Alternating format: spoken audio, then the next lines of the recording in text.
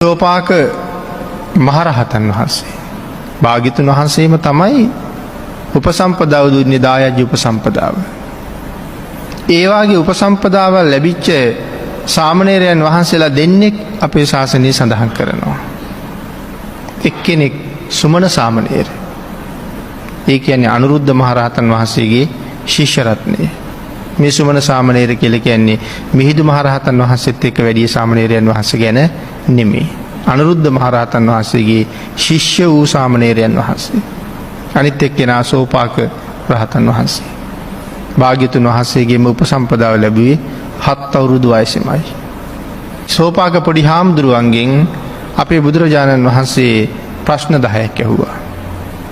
ඒ ප්‍රශ්න 10ට උන්වහන්සේ පිළිතුරු සැපෙව්වා. ඒ පිළිතුරු සපයලා ඉවර වෙනකොට භාග්‍යතුන් වහන්සේ උන්වහන්සේගේ උපසම්පදාවත් එයම කියලා දේශනා කොට වදාලා. හැබැයි අද නම් කොයි තරම් ඉගෙන ගත්ත කෙනෙක්ගෙන් ඇහුවත් ඒ ප්‍රශ්න වලට පහසු වෙන්නම් උත්තර දෙන්න බෑ. බුදුරජාණන් වහන්සේ ඇහුවේ පුතේ එකක් නම් මොකක්ද කියලා. ඒක නාමකින්. ওই ප්‍රශ්නේ අපෙන් ඇහුවනම් අපිට මේ කාරණාව පිළිබඳව මොන තරම් හිතන්න වෙයිද? කී දෙනෙකුගෙන් අහන්න වෙයිද මේ එකක් නම් මොකක්ද කියලා අහනවා මොකක්ද ඒකේ තේරුම කියලා. එමුණට සෝපාකයන් වහන්සේ අහපු නිමේෂයෙන් භාග්‍යතුන් වහන්සේට ඊළඟට උත්තරේ සපයනවා සබ්බේ සත්තා ආහාරට්ඨිතිකා. මේ ලෝකේ තියෙන පළවෙනි දේ සියලුම සත්වයන්ට ආහාර අවශ්‍යයි. ඒක නාමකින් කියලා අහපුවාම සබ්බේ සත්තා ආහාරට්ඨිතිකා. ද්වේ නාමකින් දෙකක් නම් මොකද්ද? නාමංච රූපංච. තීනි නාමකින් තුනක් නම් මොකද්ද? තිස්සෝ වේදනා. මේ ආදි වශයෙන් ප්‍රශ්න 10ක් අහනවා. ප්‍රශ්න 10ටම අහන සැනින් උත්තර ලැබෙනවා. ආන් ඒ නිසා භාග්‍යතුන් වහන්සේ ඒ ක්‍රමයෙන්ම උන්වහන්සේ උපසම්පදා කළා. සුමන සාමණේරයන් වහන්සේ උන්වහන්සේත් බොහෝම පුංචි. තාම අවුරුදු 7යි වයස.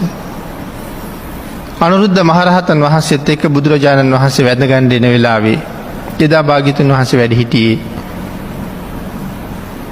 ජේතවනාරාමෙ නෙමෙයි ඒ ළඟම තිබුණා පූර්වාරාමේ. එදා වැඩ හිටියේ පූර්වාරාම විහාරේ.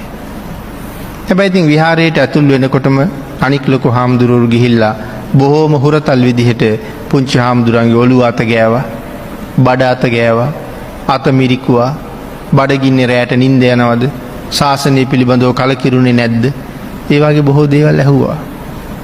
බුදුරජාණන් වහන්සේ කල්පනා කළා මේ මහණු නැසෙන්න හදන හැටි. ඒ අඳුරන්නේ මේ කවුද කියලා. ඒ කාරණාව මේ අයට ඔප්පු කරලා දෙන්න ඕනේ. නිකම්ම කියනවට වඩා ඒක පැහැදිලි කරන්න ඕනේ හොඳට දැනෙන විදිහට. ආන් එදා භාග්‍යතුන් වහන්සේ ආනන්ද ස්වාමීන් වහන්සේට සඳහන් කළ ආනන්ද මට අනවතප්ත විලෙන් පැන් ගෙනල්ලා සිරිපාදෝවණේ කරගන්න ඕනේ කියලා.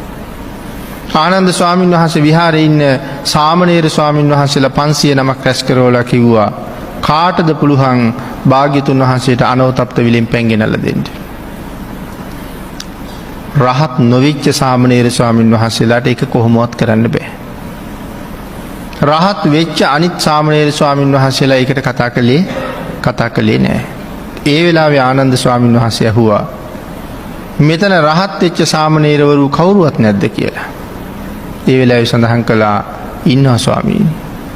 එහෙනම් ඇයි මේ ආරාධනාව බාරගන්නේ නැත්තේ? භාග්‍යතුන් වහන්සේගේ ඉල්ලීම ක්‍රියාත්මක කරන්නේ නැත්තේ? ඒ රහත් වෙච්ච සාමණේර ස්වාමීන් වහන්සේලා සඳහන් කළා ස්වාමීනි ආනන්දයන් වහන්සේ භාග්‍යතුන් වහන්සේ ඔය ලෑස්ති වෙන්නේ අපි ලව්ව පැන් ගෙන්නන්න නෙමෙයි සුමන සාමණේරයන් ලව්ව පැන් ගෙන්නන්නයි. ඒ හින්දා උන්වහන්සේගේ අවස්ථාව උන්වහන්සේටම තිබුණා. සුමන සාමණේරයන් වහන්සේ ඒ වෙලාවේ භාග්‍යතුන් වහන්සේගේ ඉල්ලීම බාර අරගෙන සඳහන් කරනවා කලගෙඩි 60ක පමණ ජලය අල්ලන විශාල කලයක්. විශාකා මහ උපාසිකාව පූජා කරලා තියෙන තනිකර ඝන රත්තරන් ඔබ්බෝල පූජා කරපු කලගෙඩි. ආන් ඒ කලේ අරගෙන කටින් එල්ලගෙන අනවතප්ත විලගාවට ගිහිල්ලා පැන් අරගෙන එන්න ලාස්ති වෙනකොට එතන ඉන්න පන්තක නාගරාජයා ස්වාමීනි මං වාගේ සේවකයෙක් මෙතන ඉන්නකොට ඔබ වහන්සේ ඇයි පැන් ගෙනියන්න ආවේ? පැන් කලේ මට දෙන්න කියලා අරගෙන කරේ තියාගන්න ලෑස්ති වෙනකොට නෑ නාගරාජය භාග්‍යතුන් වහන්සේ බලාපොරොත්තු වෙන්නේ මම් පැන් අරන් එයි කියලා. මටම දෙන්න කියලා කලේ ඔසවගෙන අහසින්ම වඩිනකොට බුදුරජාණන් වහන්සේ පෙන්නලා සඳහන් කරනවා හංස පැටවෙකු වගේ සාමණේරයන් පැන් අරගෙන හැටි බලන්න කියලා. ළඟට ඇවිල්ලා පැන් කලේ බිම තියලා බුදුරජාණන් වහන්සේට වැඳලා ඉල්ලීමක් කළා ස්වාමීනි මේ අනෝතප්ත විලේ පැන් මේ පැනින් සිරිපාදෝවණය කරගන්න කියලා. ආන් ඒ වෙලාවේ අපේ බුදුරජාණන් වහන්සේ සුමන ඔබේ උපසම්පදාවත් මේත් එක්කම ලැබෙනවා. වස් කීයද කියලා ඇහුවා ස්වාමීනි වස් 7යි කිව්වා. එහෙනම් සුමන ඔබට උපසම්පදාවත් මේත් එක්කම මම ප්‍රදානය කරනවා. එහෙනම් මේ භාග්‍යතුන් වහන්සේගෙන් ශ්‍රේෂ්ඨ උපසම්පදාව ලබාපු අය වයස අවුරුදු 7 වුණාට මේ ශාසනයේ පුදුම බල පරාක්‍රමයක් තිබුණාය.